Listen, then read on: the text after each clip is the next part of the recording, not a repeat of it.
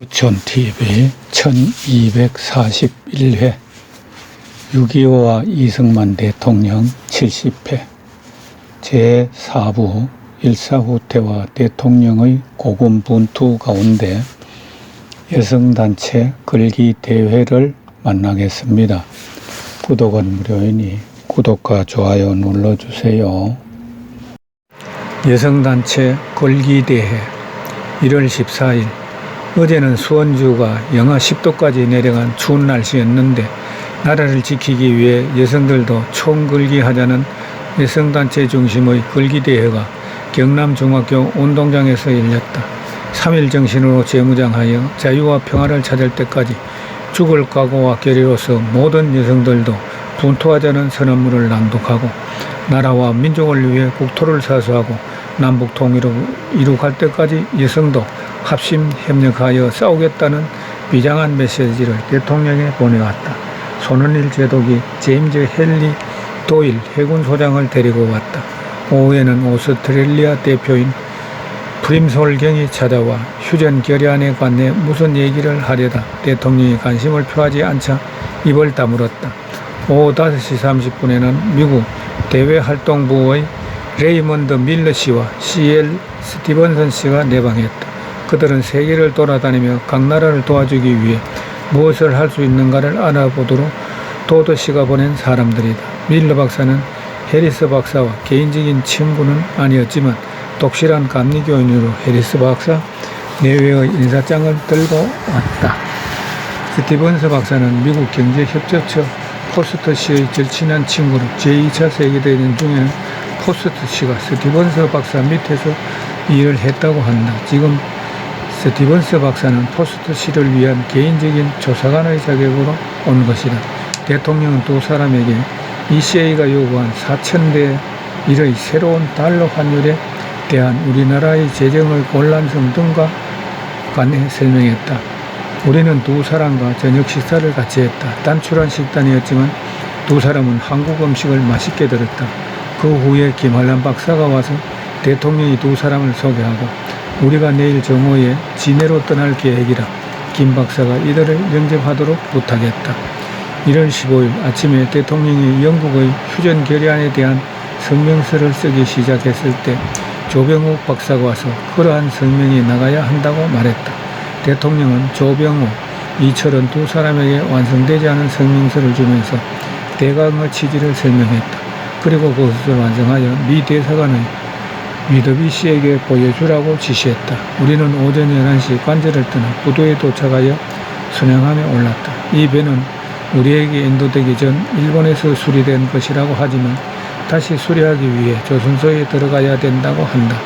새로 페인트 칠이 되고 전면 수리가 되었다고는 하지만 보일러와 다른 중요한 기계 부분이 수리되지 않은 것이 발견되었다. 그래서 불과 3주간의 운항 끝에 다시 수리를 해야 한다는 것이다. 이 배에 탄 부대원들은 바다 한가운데서 포격 연습을 했다. 배가 천천히 움직이면서 세 가지 다른 종류의 포로 바위를 포격하는 것이었다. 그들은 목표를 정말 잘도 명중시켰다.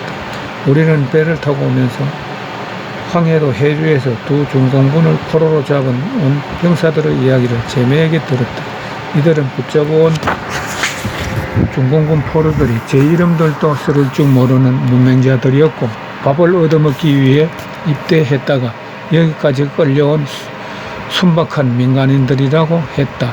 작년 10월 중순께 중공군이 압록강 도강 작전을 시작했을 때 나귀의 등에 옥수수 가루를 싣고 내려왔다. 미군의 폭격을 피하기 위해서 낮에는 몸을 숨길 만한 곳에서 잠을 자고 밤엔 살충기를 타고 왔다고 한다.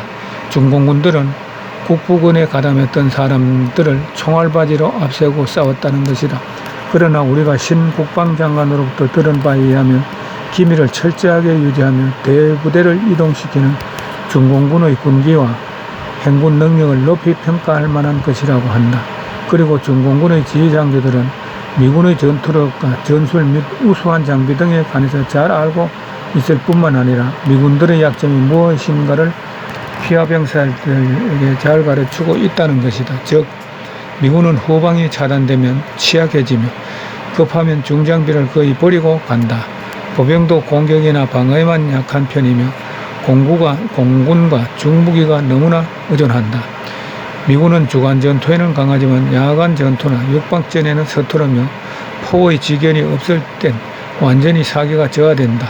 후방만 차단당하면 어쩔 줄 모르며 자동차 같은 수단이 없어지면 전투 위력을 상실한다는 등의 비교적 장황한 판단 아래 작전을 수행하고 있다는 것이다.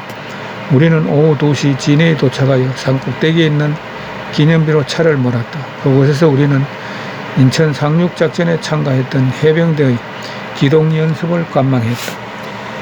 지금 그들의 훈련을 하고 있는데 곧 알려지지 않은 어떤 장소를 향해 떠나게 되리라고 한다.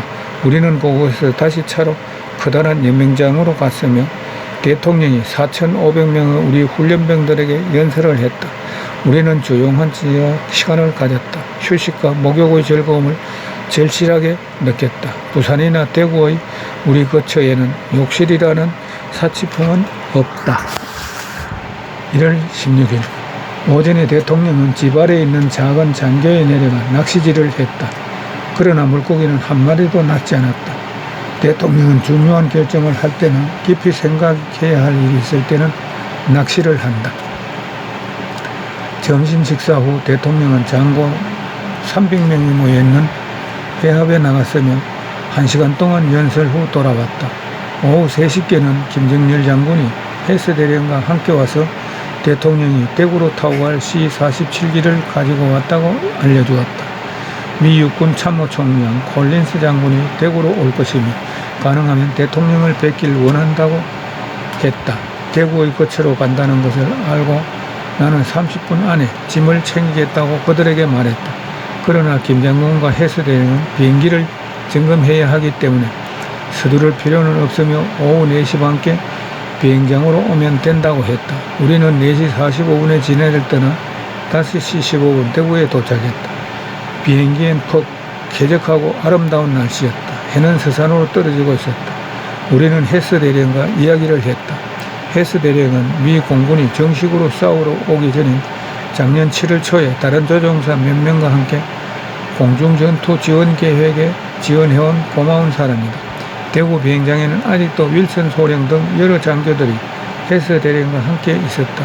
공군 사령부가 들어왔을 때 해서대령 그룹은 아무데도 소속되지 않고 출격했다. 해서대령은 한국군에 배속되었는데 그 이후부터는 모든 것이 잘 되어가는 것 같았다. 해서대령이 대통령이 지금부터 전쟁의 양상이 달라질 것이며 리즈웨이 장군은 보다 효율적인 전쟁을 수행하기 위해 더 많은 공군 작전을 요청 중이고 새로운 사령관은 상황을 전반적으로 잘 파악하고 있다고 아주 조심스럽게 말했다. 우리는 경북지사 관저로 갔다. 저녁 식사가 끝난 후에 콜리어 대령이 와서 콜린스 장군은 오늘 무척 고된 일정을 마쳤으며 내일은 동부전선과 중부전선을 시찰하기 위해 일찍 쉬러 들어갔다고 알려주었다. 정일건 장군은 콜린스 장군에게 적이 10군단을 뚫고 들어와서 한국군 제3군단을 공격하고 있는데 그들이 어떻게 영을로 들어왔는가를 설명해 주었다. 그래서 장군은 직접 확인하기를 원했다.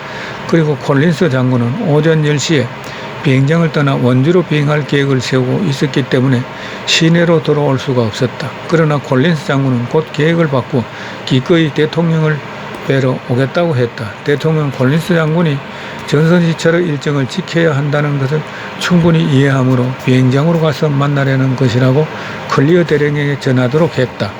대통령 오전 10시에 비행장으로 가서 콜린스 장군에게 우리 청년들을 훈련시키고 무기를 주도록 한참 동안 설득했다. 그리고 또 한국 청년들에게 게릴라 전법을 훈련시키는 구펠로 대령의 계획에 관해서도 설명했으며 트루먼 대통령에게 보내는 개인적 이야기를 장군에게 전했다. 기국의 대통령에게 전황은 사람들이 지어내어 말하는 것처럼 나쁘지 않다고 말해주시오. 우리나라 사람들은 싸우기를 원하며 우리 청년들이 자신의 조국을 구하기 위해 죽을 각오를 하고 있다고 전해주시오. 콜린스 장군은 대통령이 전하는 말을 그대로 트루먼 장군에게 전할 것을 약속했다. 거기서 대통령은 우리 청년들이 훈련하고 있는 훈련소로 가서 그들에게 이 이야기를 해주었다. 이 모든 어려운 여건 속에서도 나라를 지키겠다는 강한 투지를 보여주는 이 청년들이 대통령은 애정 가득한 눈빛으로 바라보며 이야기했다. 우리는 오후 2시에 대구를 떠났다. 비행기 엔진이 고장나서 팀브레이커 장군이 자신의 비행기를 제공해 주었다. 윌슨 소령이 조종사였고 장대위가 부조종사였다. 30분 후 우리는 부산에 도착했다. 부산은 한창 붐비고 있었다. 비행장에는 커다란 온갖 형태의 비행기들이 늘어서 있었고 거리는 사람들과 차량과 트럭과 이동하는 탱크들로 가득했다. 부산에서 우리는 부두를 따라와야 했다. 왜냐하면 다른 길에는 많은 차들이 믿을 수 없을 정도로 밀려들고 줄지어 선 차들과 트럭들이 길을 막고 있었다. 지금 항구에는 무기와 탄약을 실은 수많은 배들이 정박해 있다.